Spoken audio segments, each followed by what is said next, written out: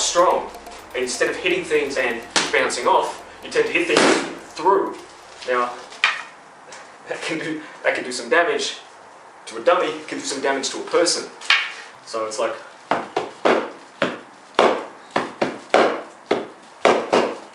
what was that? We Will Rock You? No, that was I Love It Loud by Kiss. Anyways.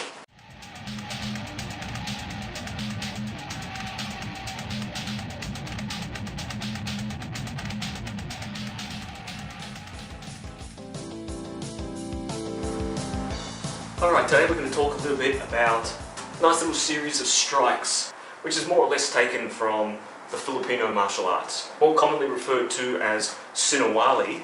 We've adapted it here. So first up, let's have a look at what it actually is. It translates over to many different forms, whether it be weapon forms or empty hand forms. My interest in stick fighting first began when I'd seen a movie a long time ago starring Jeff Wincott and Cynthia Rothrock. Now the movie was called Martial Law Part 2. It was one of your straight-to-video VHS martial arts flicks, and a personal favourite of mine. Not going to say that it's Shakespeare of a movie, but it's fun. Now I recall seeing the scene in there. Again, I was quite young when I first watched this, and I've watched it many times, borrowed it many times from the video shop. There's always that dingy dark corner called martial arts flicks. There's a scene in the movie where Jeff Wincott has a battle with James Liu. Yeah, he just happens to be one of the henchmen.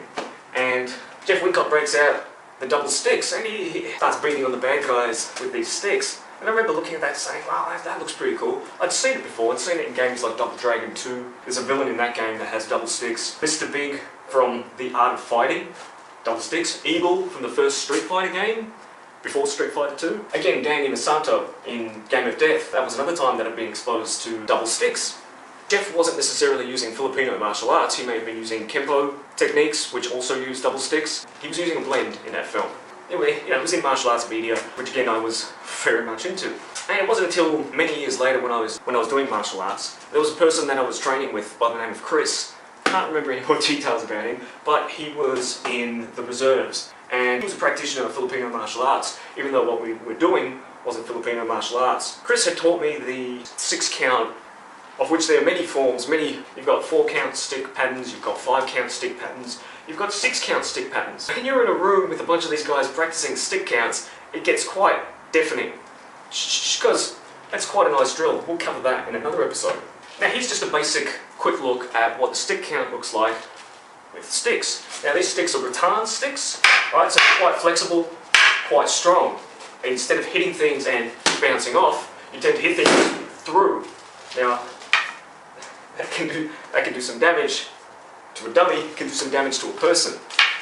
Technically, some styles of stick fighting will hold the sticks so that the bottom of the stick is lined up with the bottom of the fingers.